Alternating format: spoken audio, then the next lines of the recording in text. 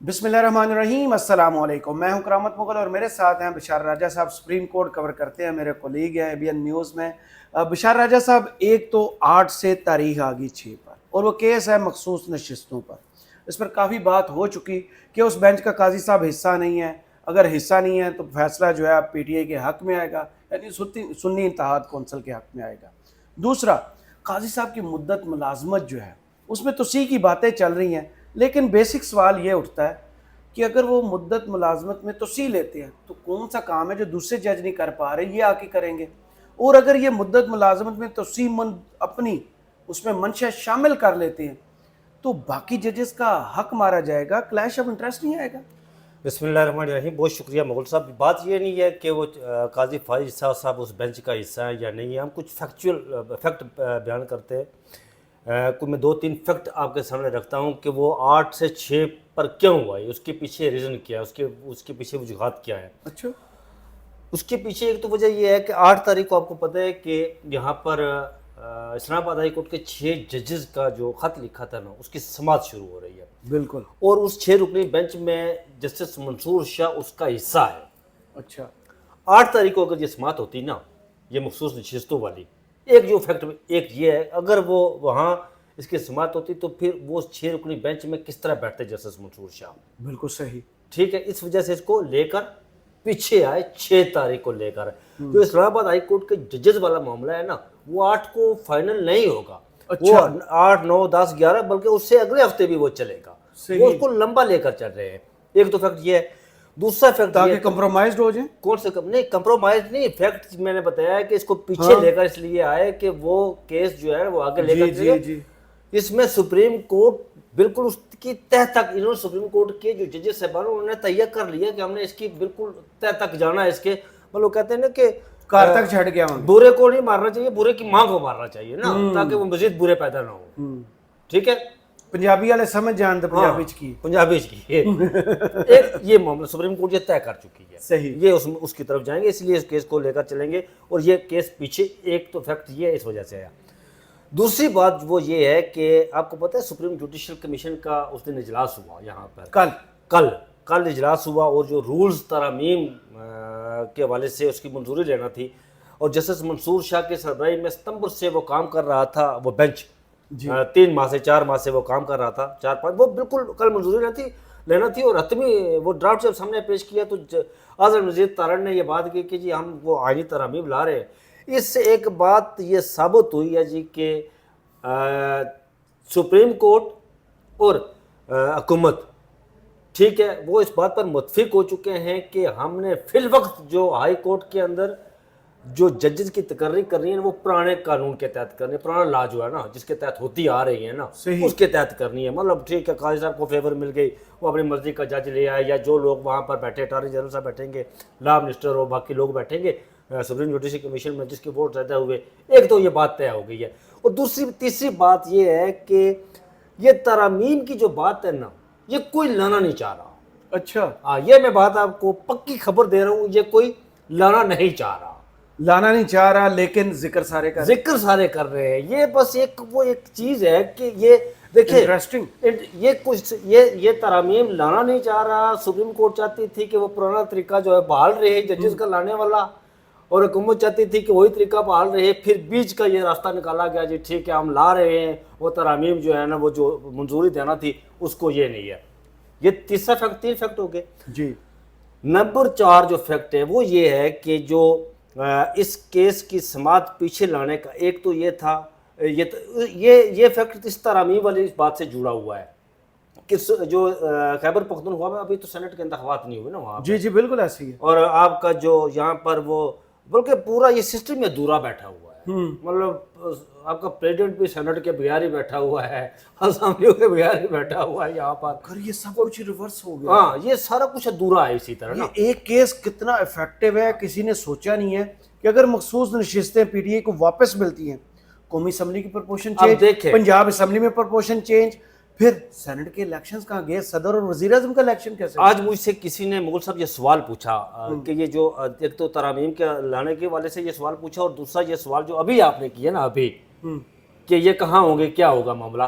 یہ بھی سوال کسی نے پوچھا. میں نے ایک تو جو آپ نے شروع کی تھی بات کے ترامیم وہ کر لیں پہلے نا, وہ ترامیم لانا نہیں چاہ رہے. دوسری بات جو آپ نے مجھ سے پوچھا تھا کہ وہ 65 سے 68 لے کر اب دیکھیں, میں یہ سمجھتا ہوں, میری انڈرسٹینڈنگ یہ ہے, اگر یہ حکومت اس کو اصلاحات کا نام دے رہی ہے تو مجھے یہ بتائیں یار اس کو 68 سال کرنے سے کیا اصلاحات ہے اس میں, کون سی اصلاحات ہے اس میں؟ 3 سال اور سرکاری نوکری ہوگی, تنہا ملے گی. یار انہوں نے کون سے تیر مارنے ہیں 3 سال اور؟ وہی تو میں نے بھی شروع میں کہا نا, چینج کیا کریں گے؟ کچھ یہی بات ہے نا, یہ المیہ ہے نا, وہ کچھ چینج کون سا انہوں نے ایسا, یہ ٹوٹل ایک جو ہے نا وہ مجھے یہاں پر وہ, یہ اگر میں غلط نہیں ہوں تو ایک منٹ مجھے بولنے دیجیے, ایک منٹ سر, اگر میں غلط نہیں ہوں تو یہ پرسن اسپیسیفک نہیں ہے پھر کہ صرف قاضی صاحب کے لیے نہیں؟ یہ میں نے پہلے بتایا کہ یہ ترامیم میں انٹرسٹنگ اگر ہوئی تو یہ صرف پرسن باقی اس کے لیے جو اصلاحات کے حوالے سے لائے جا رہے ہیں تو بیچ میں یہ نقطہ شامل کریں گے قاضی صاحب کا.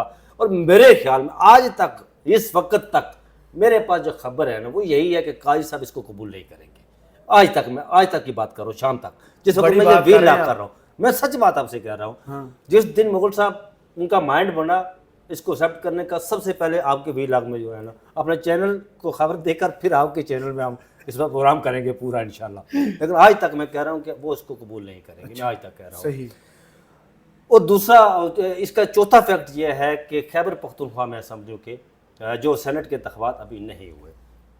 اب دیکھیں بینچ کی جو کمپوزیشن ہے, جسٹس منصور شاہ, اب یہ بات یہاں پر نہیں رکے گی, یہ بات بدلنے کے فیصلے تک جائے گی.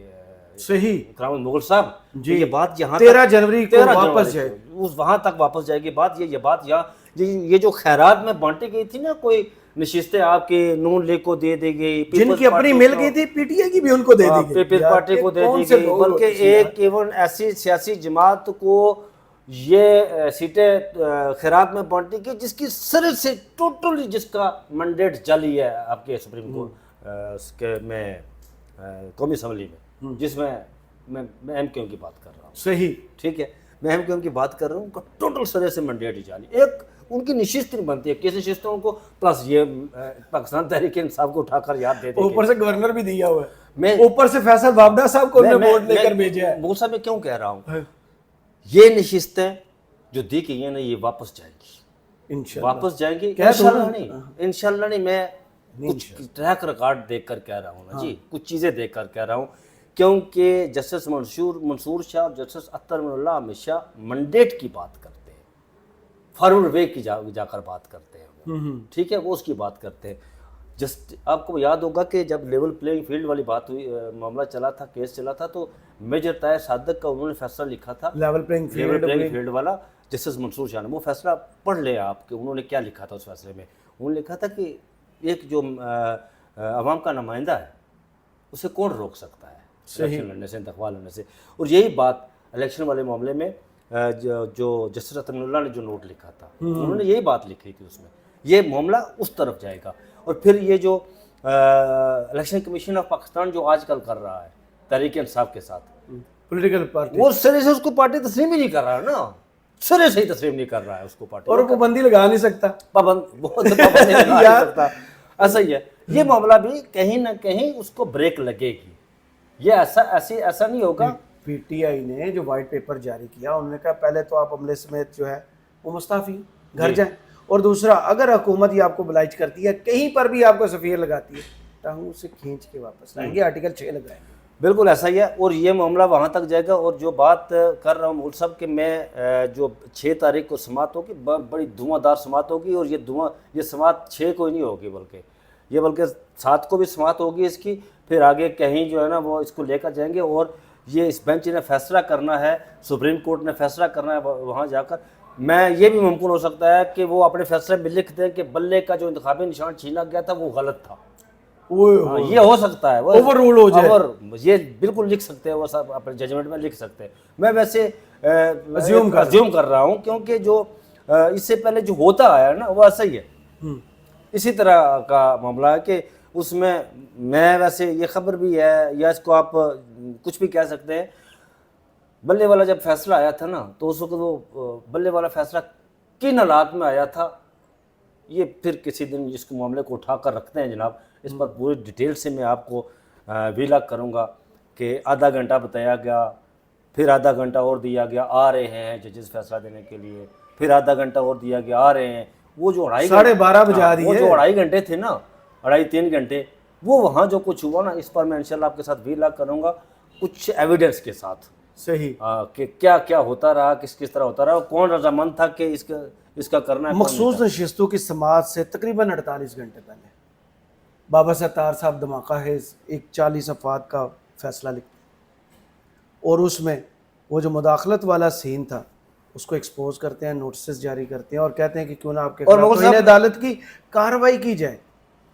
یہ جو پریشر ہم فیل کر رہے تھے ججز پر، ظاہر سپریم کورٹ کے ججز پر بھی ہوگا، اس فیصلے سے وہ پریشر سے آزاد ہو چکے ہیں. مول صاحب، جسٹس بابر ستار کے حوالے سے میں آپ کو کہوں کہ جسٹس بابر ستار جیسے جو جج ہے نا، پاکستان کی جو عدالتی تاریخ ہے نا، اس میں اٹھا کر دیکھیں آپ کو خال خال اس طرح کے جج ملیں گے. بالکل ایسے، اور تاریخ یاد رکھتی ہے ایسے لوگوں کو. اس میں جسٹس ایسے رحمان، جسٹس حمود الرحمان، جسٹس کیانی جو پنجاب لوور ہائی کورٹ کے رہے تھے، جس کو ایوب خان لے کر سپریم کورٹ میں نہیں آئے تھے اور وہاں سے بعد چیف جسٹس ریٹائر ہوئے تھے، کیونکہ وہ جسٹس ابراہیم کے ساتھ ہی ہم نے دیکھا ریٹائر ہو کے گھر چلے گئے. ابراہیم صاحب ایسے خال خال لوگ ملتے ہیں.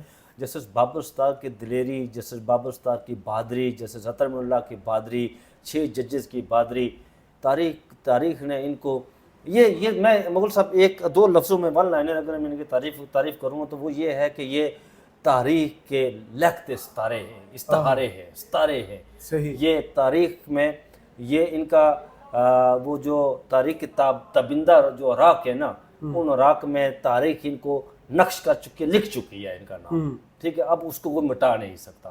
جو لوگ کہتے تھے نا بابر ستار کے حوالے سے، بابر ستار ایک متمول گھرانے سے تعلق رکھتا ہے. بالکل ایسے ہی. بابر ستار کا ماضی، اب بابر ستار کی خاندان دیکھیں، اسے کیا لگے یہاں پر جج بنے ہوئے، اسے کیا لگے یہاں پر، وہ تو کروڑوں روپے کی جو فیسز لیتے تھے، یہاں پر وہ آگے 18 لاکھ یا 10 لاکھ یا 20 لاکھ یا 15 لاکھ روپے سیلری لے رہے ہیں نا.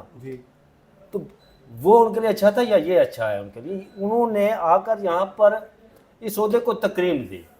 یہ جو ججی کا عہدہ ہے نا، اس کو تکریم دی. ایک بابر ستار، ناٹ اونلی بابر ستار، باقی آپ جج بھی کہہ سکتے ہیں اس کے ساتھ 6 کے 6، بلکہ جسٹس عطر من اللہ جیسا نابغہ روزگار، جسٹس جمال مندوخیل جیسے جج، پھر اس کے بعد جسٹس منصور شاہ جیسے. پولیٹیکل سوال کر دوں ذہن میں آیا جی. جب سے 6 ججز نے خط لکھا ہے، ہمارے جو کولیگز ہیں، دوست ہیں، جو نان لیگ اورینٹڈ تھوڑا ان کا ذہن ہوتا ہے، وہ ان کے خلاف کیوں بولنا شروع کر دیتے؟ مجھے ابھی تک ان کی سمجھ نہیں آئی. انہوں نے پی ٹی اے کے حق میں کوئی فیصلہ نہیں دیا، نون لیگ کے خلاف کوئی فیصلہ دیا. ہائی کورٹ سے جتنا ریلیف نواز شریف کو ملا ہے اتنی ہی ناانصافی عمران خان کے ساتھ ایک تو ہمارے پاکستان، لیکن وہ ان 6 ججز کے جج کو لیگل فریم آف ورک میں دیکھنے کے بجائے پولیٹیکل کیوں؟ ایک تو ہماری یادداشت بہت کمزور ہے. آپ کو یاد ہوگا کہ ان دنوں میں آپ ہائی کورٹ جایا کرتے تھے اور وہیں کھڑے ہوتے تھے G11 میں. ہاں G11 میں. آپ کو پتہ ہے G10 میں آپ کو پتہ ہے کہ جب جج زیبا کے چل رہا تھا تو سب سے زیادہ سوال اٹھائے تھے اگر توہین عدالت کیس میں تو جسٹس بابر ستار نے اٹھائے تھے عمران خان پر سب سے زیادہ. اس وقت جسٹس بابر ستار ان جو نون لیگی جو باڑے کی ٹٹو ہوئے نا، ان کے لیے وہ یہ باڑے کی ٹٹو اردو کا لفظ ہے، یہ کوئی جی مجھے پتہ ہے بڑا، ان کے لیے بابر ستار ہیرو تھا. آج بابر ستار ان کے لیے جو ہے نا وہ ولن بن گیا. کیسے؟ کیونکہ وہ آئین اور قانون کی بات کرتا ہے اور ان کو آئین اور قانون چپتا ہے. مجھے مغل صاحب یہاں پر ایک واقعہ یاد آ رہا ہے، اگر آپ کہیں تو پلیز.